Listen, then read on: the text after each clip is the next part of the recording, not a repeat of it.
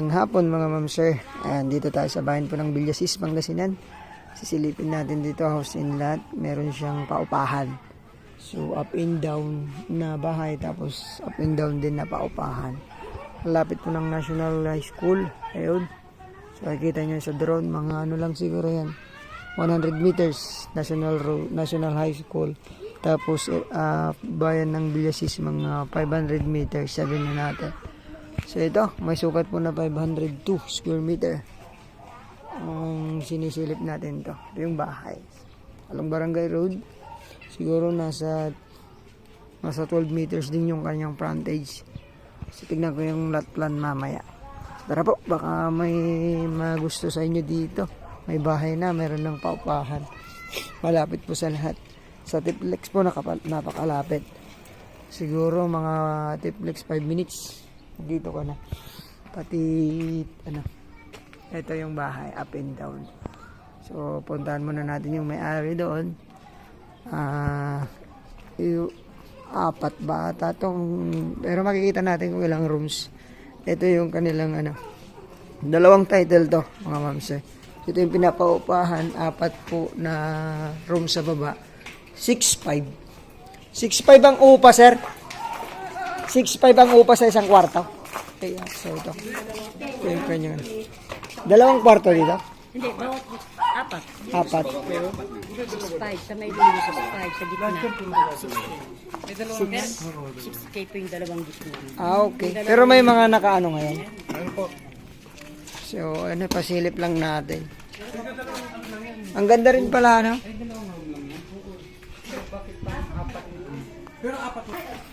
So yun, apat na dalawa daw po 6,000, tapos yung dalawa 6,500.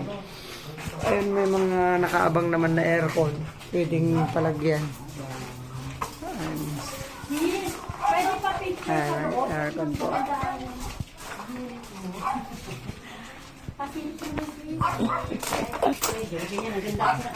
Tingnan ko lang sa likod. Ayan, hanggang dito sa likod. Ayan siya. Ayan po. Pasukin natin itong isang unit. Pare-parehas po ba? Ayan, ma'am. Ito po yung isang unit. Bibi. Aircon na po. Dito po yung 6.5, ma'am. Ito yung 6.5. Dalawang rooms. Ay, sige po. Sige lang po. Papasilip ko lang ito. So, yun. Tapos may kusina na rin. Tapos, ito po, may sariling CR. May maliit na kusina. Mayroon na rin pintuan palabas dyan. So, yung kwarto may nakatulog po kasi. So, hindi natin mapasok. So, dito. So, maluwang din po pala yung kwarto. Ayun, okay na po. Ma'am, thank you. Maganda, maluwag din po pala. Sabi ko papasil kay nanay kasi malamig. Nakayos ni nanay sa unit niya. Ma'am, thank you. Ganyan po ba sa unit? Ganyan. Ganyan po. Siya, may Dalawang kwarto. So, thank you, ma'am. So, isang unit, dalawang unit, pangalawa, pangatlo, pang-apat. Tagda-dalawa silang kwarto, ma'am. Isang unit. Jingato, bro. Jingato. Jingato pa kitang baby. Tayo pa sirip ko nga ako. Tingnan po natin yung sa taas. Dito. Ito nakaabang po na pang 4 din na apat din na unit. Din na kwarto. Parang ganun din yung style sa baba. Isa, dalawa, tatlo, apat. So, ayan. So, sige po, tara, papuntahan natin yung kayo na lang po ang magtuloy para mag-business, parent. Maganda tong parentahan talaga, malapit sa bayan. Kaya po. Ayan, school, bayan, Tiplex, Carmen SM, yan, malapit tong property. Tapos tingnan natin yung bahay nyo, ma'am. Pwedeng pumasok sa bahay. Opo, kaya makagat doon. Sige po, pasukin natin tong bahay nila, ma'am. May tiris pa sa taas. Nakatalis po agad. Kaya makagat sila. Opo. Ito po, pagpasok natin, Siya na, hindi ko pa nalinis. salas, tapos Ah, dito yung kanilang kusina. Ayan, yung kusina ni ma'am. Ano ma'am, gamit ba kasama? Or structure lang? Ay, hindi na po. Hindi po kasama. Mga gamit. So mga ano na lang. Ayan o. Maraming bata talaga rito. Ayun po, naka-aircon siya. So, unang kwarto. Pagpasok nyo kaliwa, unang kwarto po. Tapos may sariling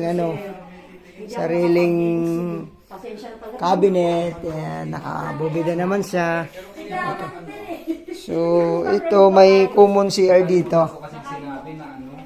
Ayan po. Ayan, common CR natin dito sa baba. Ayan po. So, nabigla sila sa... Tapos, nga. Ito naman, may dirty kitchen pa dito. Ayan, may dirty kitchen pa pala dito. So, ayan. Maluwang tong bahay. Ayan po, dito sila. Tapos doon po sa labas niya. Ayan yung iksitan. Yung iksitan dito, Ay, patulok po. palbaliktad. Ito, pwedeng palabas to, papuntang sa apartment. Tapos may sarili pa siyang gripo kung ayaw nyo po ng Tara po sa taas. May internet, ate. Meron din ba? Internet na wasa. Meron Kompleto. Kompleto sila lahat. Pati Ito. Up and down tayo. Taas po tayo. Ayun yung internet nila. hindi ako nakakagain namin. Ayan. So, isang kwarto sa baba. Ito naman, pag-akyat natin, yung left side mo, terrace dito. Makikita mo po yung sa labas dito. Ayan po. Kita yung dito, paghapon, pwede kang magkape-kape. So, kita mo kung sino yung na may tao sa labas. Ganyan. So, ito yung terrace nila. Ayan, tapos kanan, ito yung kwarto. Maluwang. Kwarto, may nakabang na aircon na rin po. Bubida, okay naman. Tapos ito. Okay. So, maluwang parang ito ata yung tawag dito, master bedroom. Tapos, ito naman, may kwarto pa rito.